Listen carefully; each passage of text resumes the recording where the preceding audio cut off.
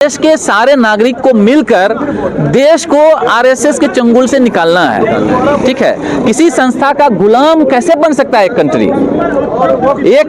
एक संस्था का गुलाम बनकर रह गया है। ये हुकूमत जो है, ये जो सरकार है, ये आरएसएस का क्या है? उन्होंने मस्जिद को वक्फ कर दिया, कुछ मदरसे को वक्फ कर दिया, कब्रिस्तान को वक्फ कर दिया, यतीमों के लिए वक्फ कर दिया, गरीबों के लिए वक्फ कर दिया। तो अब ये बात फैलेगी, ये अच्छी चीज़ है। मुस्लिम पर्सनल लॉ बोर्ड की तरफ से जो आवाज़ दी गई थी कि जंतर मंतर बनाना है और वक्फ की प्रॉपर्टी को कहीं ना कहीं बीजेपी सरकार और मोदी गवर्नमेंट जो हड़पने की कोशिश कर रही है बिल ला करके, उसके खिलाफ कहीं ना कहीं आप साथ देने आए मुस्लिम पर्सनल लॉ बोर्ड का, तो क्या लगता है कि ये बिल पास होने से क्या फ़ायदा है और क्या नुकसान है? सबसे पहले मैं ये कहना चाहूँगा, मैंने कभी एक आर्टिकल लिखा था और उसमें एक नारा दिया था, वक्फ बिल रिजेक्ट करो, वक्फ इमलाक प्रोटेक्ट करो। ठीक है, तो मेरा ये कहना है कि सरकार ने ये बिल लाया ही क्यों, जब इससे पहले भी एक बिल है और उसमें जो वक्फ की प्रॉपर्टी है उसके लिए जो ज़रूरी चीज़ें हैं वो सब ऑलरेडी उसमें हैं, तो फिर ये न्यू बिल क्यों लाया गया?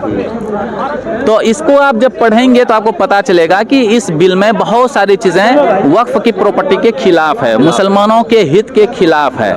ठीक है, माइनॉरिटी सेक्शन के खिलाफ है। वो खिलाफ इसलिए है कि जो ज़मीन पहले से 100 साल 500 साल 1000 साल से डोनेट की हुई है, वक्फ की हुई है, तो उसको वक्फ बाई वो यूज़र बोलते हैं। इसलिए कि 1000 साल का कागज़ तो हो नहीं सकता है किसी के पास, 500 साल पुराना तो कागज़ हो नहीं सकता है। मोदी जी पीएम होकर वो अपना डिग्री नहीं दिखा सकते हैं अभी, तो फिर ये 500 साल या 1000 साल पुराना कागज़ कैसे दिखा सकते हैं? तो एक कानून है कि वक्फ by user, मिल्कियत, ownership by user, कि अगर कोई बहुत पुरानी ज़मीन है किसी संस्था के अंदर, किसी मस्जिद, किसी कब्रिस्तान या किसी मठ, किसी मंदिर के अंदर, और उसको उसी पर्पस से यूज़ किया जा रहा है, तो उसकी ऑनरशिप मानी जाएगी।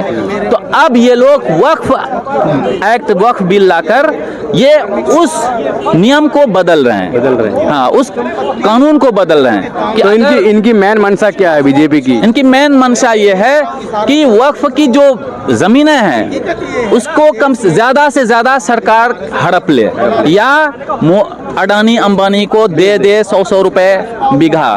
ठीक है, या फिर ये अपने संस्था आरएसएस, बजरंग दल, ऐसे लोगों के वहाँ ऑफिस खुलवा दें। और बहुत सारी वक्फ की ज़मीनों पर सरकार भी कब्जा की हुई है, इनके जो ये संगठन है ये भी कब्जा किए हुए हैं, और कुछ लोग भूले भटके जाके ऐसे भी आम लोग भी जाकर बस गए, इसलिए कि खाली पड़ी थी तो बस गए।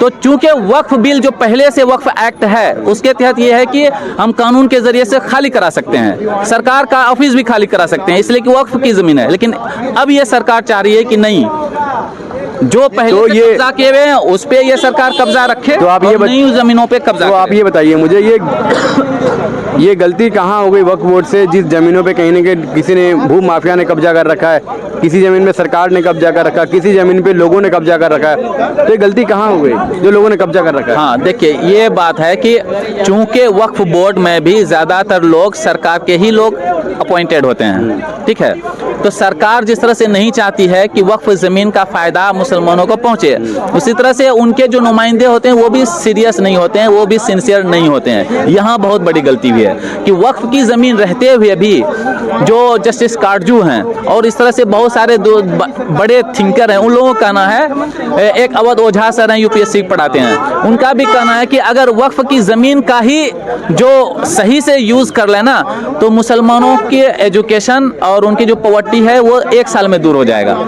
कम से कम लाखों करोड़ रुपए आ जाएगा वक्फ की प्रॉपर्टी ही से। तो ये पैसा सब कहाँ जा रहा है अगर आ रहा है तो वही है ना कि बहुत सारे वक्फ ज़मीनों पे तो लोग कब्जा किए हुए हैं, और बहुत सारी वक्फ ज़मीनें वो 1-1 रुपए के 100 साल के लिए लीज पर दिया हुआ है, ऐसा दिया हुआ है, तो इस वजह से उसका बेनिफिट नहीं मिल रहा है। तो हमारी जिम्मेदारी ये है कि हम मुसलमान आपस में अवेयरनेस पैदा करें, बेदारी लाएं कि वक्फ की ज़मीन का सही इस्तेमाल हो, और जहां दूसरे लोग कब्जा कर लिए हैं उसका लीगल लड़ाई लड़कर उस ज़मीन को वापस वक्फ के अंदर लाएं, और वक्फ का जो सही इस्तेमाल है उसको करा के, जो कहा जा रहा है कि लाखों करोड़ रुपए इनकम आ सकता है, उस लाखों करोड़ रुपए का इनकम लेकर जो गरीब मुसलमान हैं या दूसरे जो दलित आदिवासी पिछड़े हुए हैं उनके लिए स्कूल कॉलेजेस में खर्च करें। ये है, सरकार के हवाले नहीं करें। सरकार तो बदनीयत भी हो सकती है, हाँ, तो सरकार के हवाले नहीं, वो वक्फ के अंडर लाएं और वक्फ बोर्ड जो है इतना स्ट्रॉन्ग हो कि वो आम मुसलमानों के लिए और आम गरीब जनता के लिए इस्तेमाल करे। ये अभी जब से वक्फ बिल लाया गया है बहुत से मुसलमानों को पता ही नहीं था पहले कि वक्फ बोर्ड होता क्या है और वक्फ क्या है, पहले किसी को मालूम नहीं था।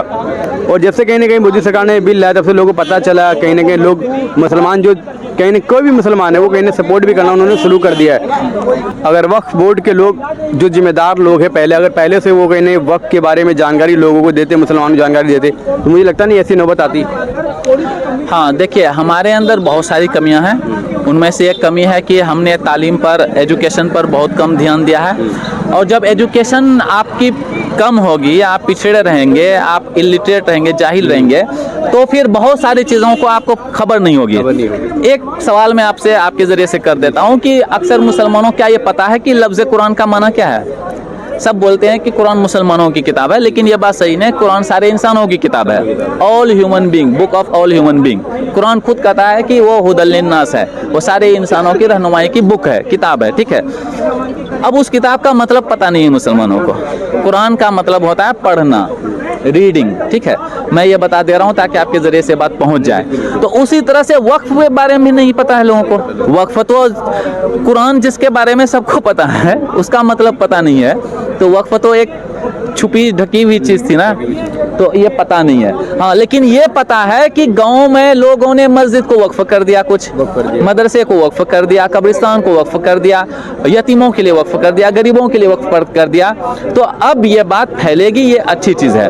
तो आप ये बताइए, चलिए आप एज ए मुसलमान अपनी जिम्मेदारी आप निभाने आए हैं, वक्फ के खिलाफ जो धरना प्रदर्शन देने हैं मुस्लिम पर्सनल रोड के जो आवाज़ दी गई थी, आप उन मुसलमानों को क्या कहना चाहते हैं जो कहीं ना कहीं अपने घर पे हैं, जो जिनको किसी चीज़ से मतलब ही नहीं होता है, जो घर से ही नहीं निकलना चाहते, उनको आप क्या संदेश देना चाहते हैं? मैं उनसे यही संदेश देना चाहूँगा कि क्योंकि मदरसा मस्जिद सबके लिए है। हाँ, मैं यही कहना चाहूँगा कि आपने कभी स्पेन जो अंदलुस था उसकी तारीख पढ़ी है, फिलिस्तीन, उसको आप देख रहे हैं क्या हो रहा है, है ना? क्या हो रहा है? कुछ लोग वहाँ अपने हक के लिए लड़ रहे हैं, कुछ लोग सोते रहे, वो पूरा कंट्री निकल गया हाथ से, ठीक है।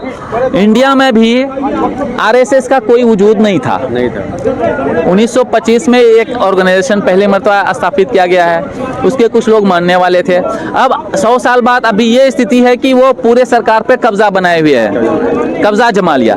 ये बहुत ही अफसोसनाक उनकी एक विचारधारा हिंदूवादी। तो अब हमको ये है कि देश के सारे नागरिक को मिलकर देश को आरएसएस के चंगुल से निकालना है, ठीक है। किसी संस्था का गुलाम कैसे बन सकता है एक कंट्री?